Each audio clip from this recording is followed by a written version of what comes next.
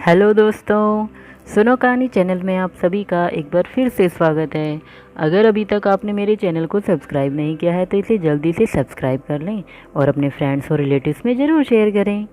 दोस्तों, हम मालती जोशी जी द्वारा लिखित लघु उपन्यास ऋणानुबंध सुन रहे हैं। इसका हमने पहला भाग पिछली वीडियो में सुन लिया है।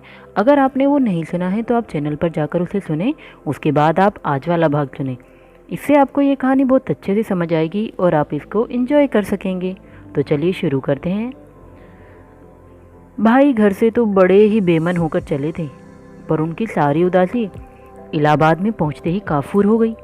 आज़ाद नगर वाला मामा जी का घर मेहमानों से खचाखच भरा था, पर उस भीड़ में भी एक आकृति थी जो अलग से चमक रही थी, और वह थी ललिता की मौसेरी बहन सरिता। बिजली की गति से वह घर के सभी कार्यों में हाथ बटा रही थी। मामी जी ने चाय शरबत वितरित करने का काम हम दोनों को सौंप दिया था, लेकिन जिस तत्परता के साथ उससे प्रवीण भाई के लिए बार बार चाय नाश्ता बनवाया जा रहा था, वह सबके लिए विनोद का साधन बन गया था। अक्सर शादी ब्याह के घरों में इस तरह का एक शगुफा जरूरी होता है। ललिता तो ब्याही ही जा रही थी। सब लोगों के ख्याल से मैं भी बुक हो चुकी थी, इसलिए इस बात को खूब उछाला जा रहा था। अम्मा को सभी लोग छेड़ रहे थे, बहू रानी पसंद आई। अम्मा हंसकर रह जाती थी। इस हंसी का कोई मतलब नहीं निकलता था, लेकिन मुझे लड़की बहुत भा गई थी। बड़ी ही शालीन और हंसमुख लड़की थी। संस्कृत में एमए थी, पर ढोलक पर बन्नी भी उतनी ही तन्मयता से गाती थी। कुछ चेहरे ऐसे होते हैं जो सौंदर्य की रूढ़ परिभाषा में फिट नहीं बैठते, लेकिन फिर भी आंखों को बांध लेते हैं। भाई की ओर तो देखकर लगता था कि सरिता ने उनका मन भी बांध लिया है। शादी के 100 कामों के बीच भी भाभी जी इस योजना को आगे बढ़ाने का कुछ न कुछ बहाना ढूंढ ही लेती। मुझे विश्वास हो गया था कि भोपाल लौटने से पहले औपचारिक प्रस्ताव सामने जरूर आएगा, और मेरा अंदाज बिल्कुल सही निकला। विदा के दूसरे दिन की बात है। घर एकदम उदास लग रहा था। जिसे जहाँ जगह मिली थी सब लोग लेट गए थे और अपनी थकान मिटा रहे थे, लेकिन कोने वाले कमरे में बैठी मैं मुड़े तुड़े कपड़ों को सूटकेस में ठूसने का असफल प्रयास कर रही थी, और हमें लौटना जरूरी था। अम्मा गर्मी से बेहाल नंगे फर्श पर लेटी आंचल से पसीना सुखा रही थी। भाई एक छोटी सी नोटबुक में सारा हिसाब किताब दर्ज कर रहे थे जो उन्होंने खर्च किया था। तभी मामा जी आकर अम्मा के पास बैठ गए और बोले, तो जीजी क्या तय किया? किस विषय में? अम्मा ने अचकचाकर कहा। सरिता के लिए पूछ रहा हूँ, तुम्हें पसंद है? मेरी पसंद से क्या होता है? प्रवीण के पापा से तो पूछ लो। प्रवीण को तो तुम मुझ पे छोड़ दो, तुम अपनी कहो। तुम्हारी राय हो तो फिर प्रवीण के पापा की हिम्मत नहीं है कि न कर दे। प्रवीण को पसंद है, उसी से पूछ लो, मामा जी ने कहा। तो अम्मा ने भाई की ओर देखा। उन्होंने आंखें झुका ली। लड़कियों की तरह शर्म आ रहा है? मामा जी ने उसकी पीठ पर एक ढोल जमाते हुए कहा और बाहर चले गए। कुछ देर बाद अम्मा ने धीरे से पूछा, प्रवीण, तूने हाँ कर दी है? मैंने हाँ या ना कुछ भी नहीं कहा है अम्मा। उन्होंने लड़की के बारे में राय पूछी थी, तो उसमें तो दो राय हो नहीं सकती। कम से कम मुझे तो उसमें कोई बुराई नज़र नहीं आई, भाई ने तैश में कहा। यह आवेश उनके मन के चोर को और भी उजागर कर गया। इतना परेशान होने की ज़रूरत नहीं है अम्मा। तुम्हें पसंद न हो तो मना कर देना, मुझे कोई परवाह नहीं है। और यह कहते हुए उन्होंने अपने सूटकेस का ढक्कन इतनी जोर से बंद किया कि क्षण भर हम लोग सन रह गए। अम्मा की आंखें अकारण भर आई। बोली, लड़की तो बहुत अच्छी है रे, पसंद न करने का कोई कारण ही नहीं है, लेकिन किसी नई लड़की को घर में लाने के ख्याल से ही मैं घबरा जाती हूँ। अब तुम्हारे लिए पुरानी लड़की कहाँ से लाऊं मैं? बहू जो भी आएगी नई ही होगी। और अम्मा ने एकदम पूछ लिया, तुझे वीणा कैसी लगती है प्रवीण? वीणा? वह सामने वालों की? हाँ, जानी बूझी लड़की है, फिर घर में आती जाती रही है, सब कुछ देखती रही है। भाई एकदम उठ खड़े हुए। अम्मा, सरिता न सही दुनिया में और भी लड़कियां हैं, लेकिन प्लीज़ वीणा का नाम मत लेना। फिर बाहर जाते हुए पल भर रुककर बोले, पता नहीं तुमने कोई मार्क किया है या नहीं, तुम्हारे छोटे सुपुत्र उसकी राहों में पलके बिछाए रहते हैं अम्मा। इधर हम जब घर लौटे तो घर में पांव देते ही जैसे घटित अशुभ की सूचना मन को मिल गई थी। सारा घर जैसे भाई भाई कर उठा था। बाहर के बरामदे में लगे ऑफिस रूम में पापा अपने कागज देख रहे थे। बिना छुट्टी के, बिना बीमारी के पापा का घर में रहना जैसे कुछ बता गया था। चश्मा उतार कर उन्होंने एक बार हम लोगों की ओर देखा और अपने ब्रीफ्स देखने लगे। उनका यह गहन मौन भी चौंका देने वाला था। तब तक आहट पाकर प्रसाद भी बाहर आ गया था। उसने मेरे और अम्मा के हाथ से सामान ले लिया और चुपचाप उसे भीतर ले गया। उसकी चुप्पी, उसके घर में होते हुए रेडियो की चुप्पी भी किसी अनहोनी की ओर ही संकेत करते थे। हॉल में सामान रखते हुए उसने आवाज़ दी, वीणा, अम्मा लोग आई हैं, चाय बना लाओ जरा। उसकी साधीकार वाणी पर चौंकने का होश भी नहीं था हमारे पास, क्योंकि बाम की शीशी हाथ में लिए जो वीणा सामने नजर आई वह हमेशा वाली शर्मीली वीणा नहीं थी। विषाद की गहरी रेखाओं ने उसकी लजीली मुस्कान को तिरोहित कर दिया था। वॉश बेसिन पर हाथ धोकर वह हम लोगों के लिए पानी ले आई थी और फिर चाय बनाने चली गई। इतनी देर बाद अम्मा का मुंह खुला। मंदा कहाँ है? उन्होंने कांपती आवाज़ में पूछा। प्रसाद ने आखिरी वाले कमरे की ओर संकेत किया। पहले अम्मा, उनके पीछे भाई, उनके पीछे मैं उस कमरे में प्रविष्ट हुई। कमरे में पेन बाम की गंध भरी हुई थी और चाची आंख बंद किए पड़ी थी। मंदा, अम्मा ने होले से पुकारा और उनके सिरहाने बैठकर सिर पर हाथ फेरने लगी। चाची ने आंखें खोली, वे उठ बैठे और हम लोगों की ओर फटी फटी आंखों से देखती रही। कुछ कहने के लिए उनके होंठ फड़फड़ाते रहे। अम्मा ने खींचकर उन्हें अपने गले लगाया और दोनों भर भर आकर रो पड़ी। शोक का ऐसा आवेग जीवन में पहली बार देखा था मैंने। कभी सोचा भी नहीं था कि प्रदीप घर को यूँ सूना कर जाएगा।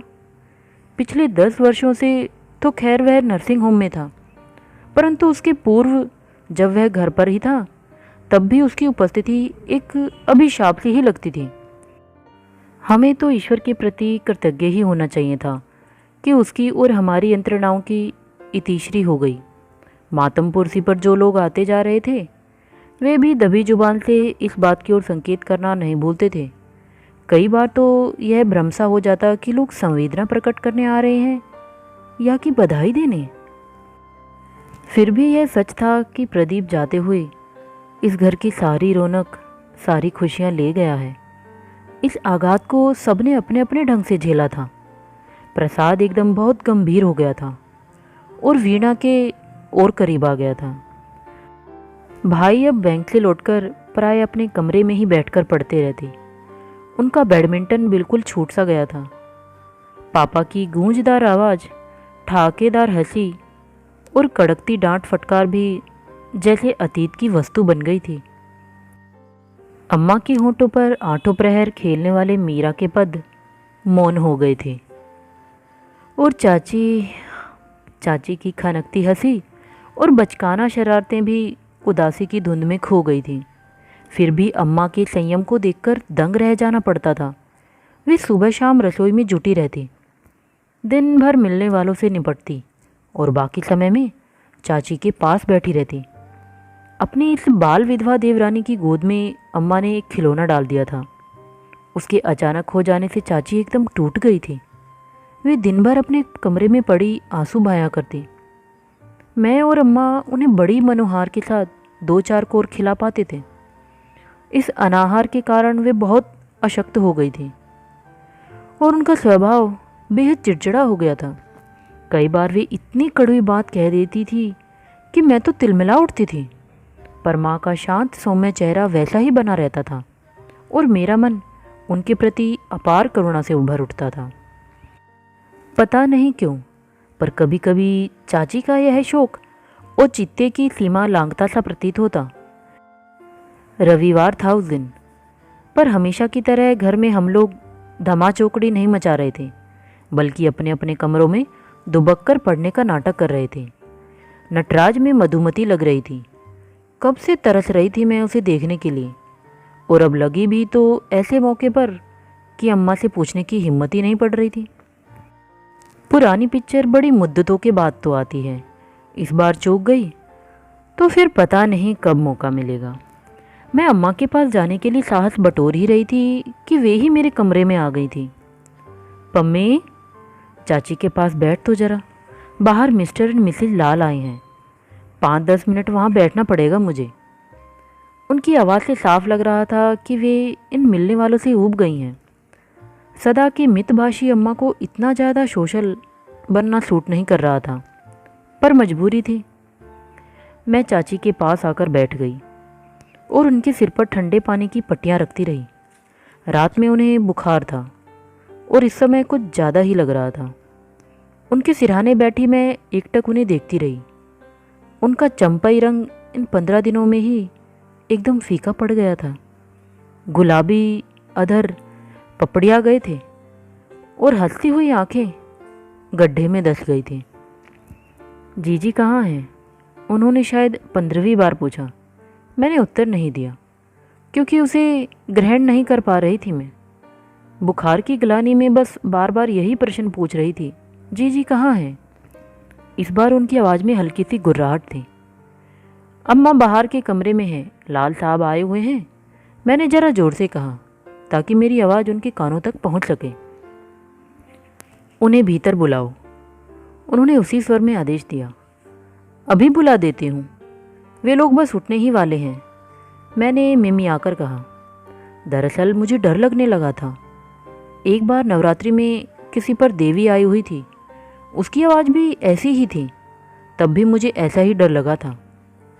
लाल साहब की गाड़ी स्टार्ट होने की आवाज़ आई तो मैंने राहत की सांस ली। यह कठिन कर्तव्य अब मुझसे निभाया नहीं जा रहा था। चाची एकदम उठ बैठी और चीखी, उन्हें बुलाओ। किसे? मैंने घबराकर कहा। लाल साहब को। बाहर ही से क्यों चले जा रहे हैं? मेरे पास क्यों नहीं आता कोई? लड़का मेरा मरा है, मेरा गोद मेरी सुनी हुई है, मेरे आंसू कोई क्यों नहीं पूछता? जीजी के पास क्या करने आते हैं सब लोग? उनका असंबद्ध प्रलाप, अस्त व्यस्त केश, अंगारे सी जलती आंखें। मैं तो अम्मा के नाम की गुहार लगाती हुई भाग खड़ी हुई।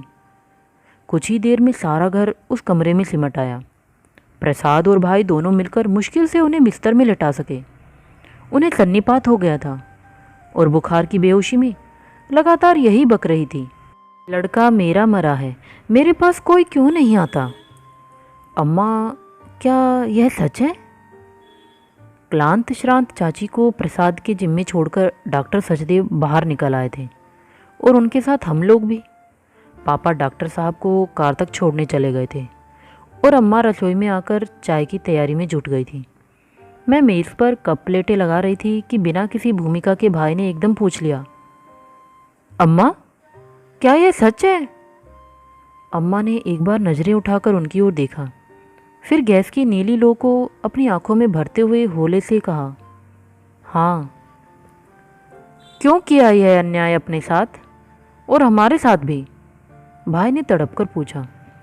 अम्मा ने फिर एक बार आंख उठाकर उनकी ओर देखा, फिर धीमे से किंतु दृढ़ स्वर में उत्तर दिया, क्योंकि मैं नहीं चाहती कि तुम्हारा भाई किसी कूड़े के ड्रम में दम तोड़ दे या अनाथालय की रोटियों पर पले। उसका जो हक था वह मैंने उसे दिया, बस।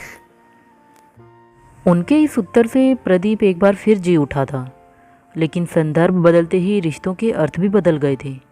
मन में एक कड़वाहट से भर गई और लगा कि मृत्यु के बाद भी उसकी अभिशप्त छाया इस घर पर छा गई है। उससे कभी भी किसी भी दिन मुक्ति संभव नहीं। 4-5 दिन बाद चाची का ज्वर भी उतर गया और वह उन्माद, वह आवेश भी।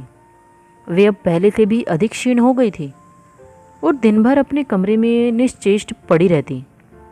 मैं और भाई उस कमरे का रुख भी नहीं करते थे, लेकिन प्रसाद डॉक्टर की हैसियत से सुबह शाम उन्हें देख आता था। अम्मा के व्यवहार में कोई परिवर्तन नहीं आया था। वे उसी तरह अपनी सारी व्यवस्था के बावजूद उनके पास बनी रहती थी। यूँ चाची और अम्मा अक्सर रसोई में ही खाती रही हैं, पर आजकल रात के खाने पर ज़बरदस्ती अम्मा उन्हें मेज पर ले आती कि सबके बीच बैठकर वह कुछ खा ले।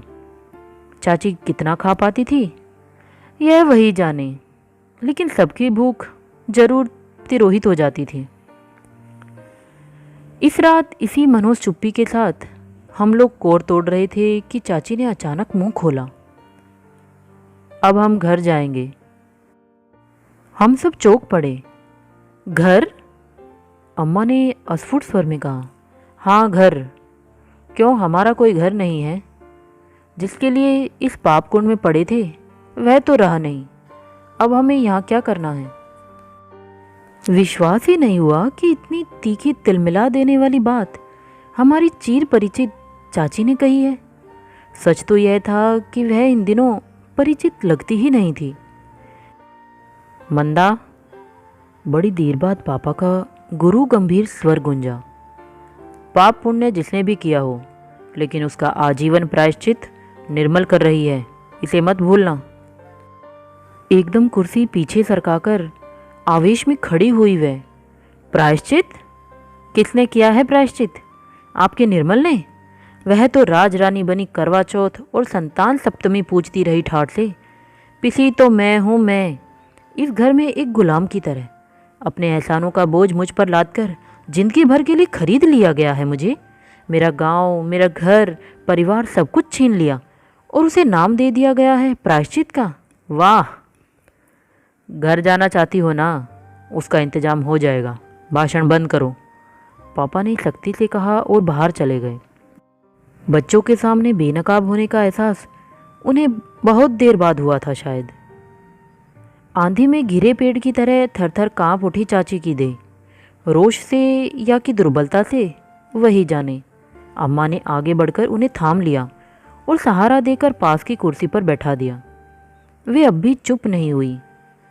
कांपती आवाज में कहे जा रही थी, मेरा बच्चा वहाँ अस्पताल में अकेला तड़पता रहा और मैं यहाँ पराए बच्चों के लिए खाना बनाती रही, कपड़े सीती रही, स्वेटर बुनती रही, सुबह से शाम तक खटती रही। किसने कह दिया मंदा कि ये बच्चे पराए हैं? अम्मा अपनी उसी शांत स्निग्ध स्वर में बोलते हुए उसके सिर पर हाथ फेरती रही।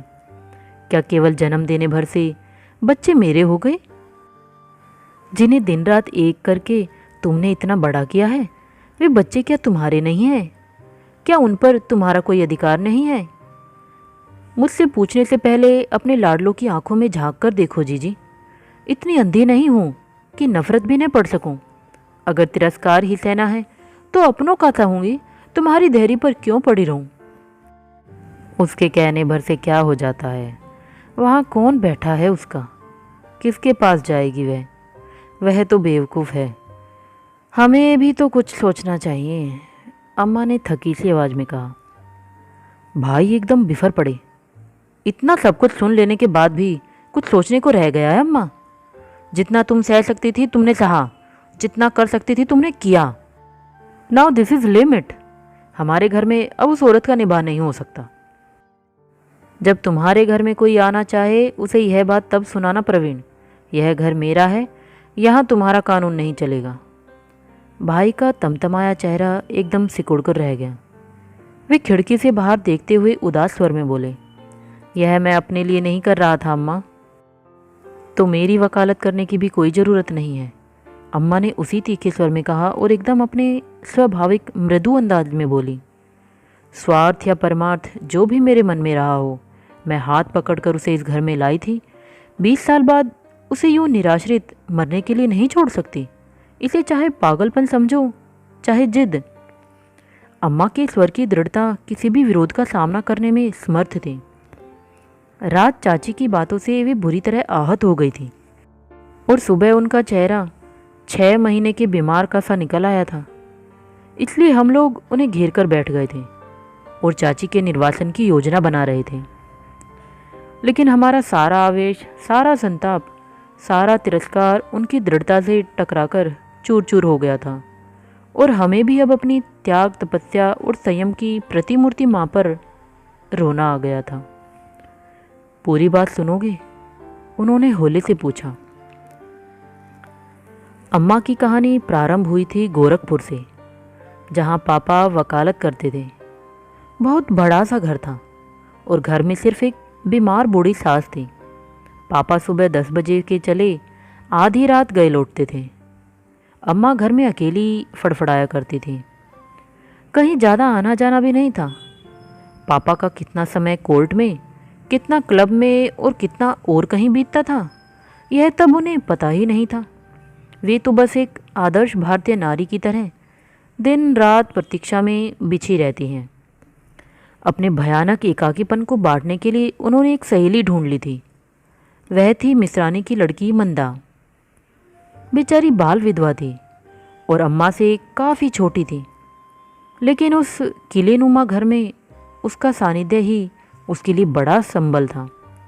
शादी के साल भर बाद भाई का जन्म हुआ, फिर मैं, फिर प्रसाद। अम्मा शरीर और मन दोनों से इतना थक गई थी कि मंदा न होती तो तीनों बच्चे शायद ठीक से पल भी न पाते। घर में नौकरों की ज़्यादा आमद रफ्त पापा को पसंद नहीं थी, इसलिए इतनी संपन्नता के बावजूद अम्मा को काफ़ी काम अपने आप ही करना पड़ता था। मंदा का उन्हें बहुत सहारा था। उसे भी भाई भाभीयों के तानों उल्हानों की तुलना में कोठी का शांत वातावरण अच्छा लगता था। स्नेह और सुविधा यहाँ दोनों मिलते थे। एक एकाकी नारी को इससे अधिक चाहिए भी क्या। प्रसाद के जन्म के महीने भर बाद ही दादी चल बसी। अम्मा का मन एकदम उचाट हो गया और वे इलाहाबाद चली आई। सास की मृत्यु तो एक बहाना थी। दरअसल पापा की रास रंग की महफिलों की भनक उनके कानों तक पहुंच चुकी थी। मन उनका एकदम विरक्त हो गया था। 3-4 महीने वे अपनी माँ के पास बनी रही, लेकिन भाइयों की शंकालु दृष्टि, माँ के उल्टे सीधे प्रश्न और भाभीयों की कानाफूसी ने उन्हें भान दिला दिया था कि अधिक दिनों तक पीहर में रहना उन्हें रास नहीं आएगा। अपनी समस्याओं से उन्हें आप ही जूझना होगा। तो दोस्तों, आज के लिए सिर्फ इतना ही। आपको ये कहानी कैसी लग रही है कमेंट में ज़रूर बताएं। तो चलिए फिर मिलते हैं नेक्स्ट वीडियो में। इस कहानी को आगे सुनेंगे। तब तक के लिए गुड बाय।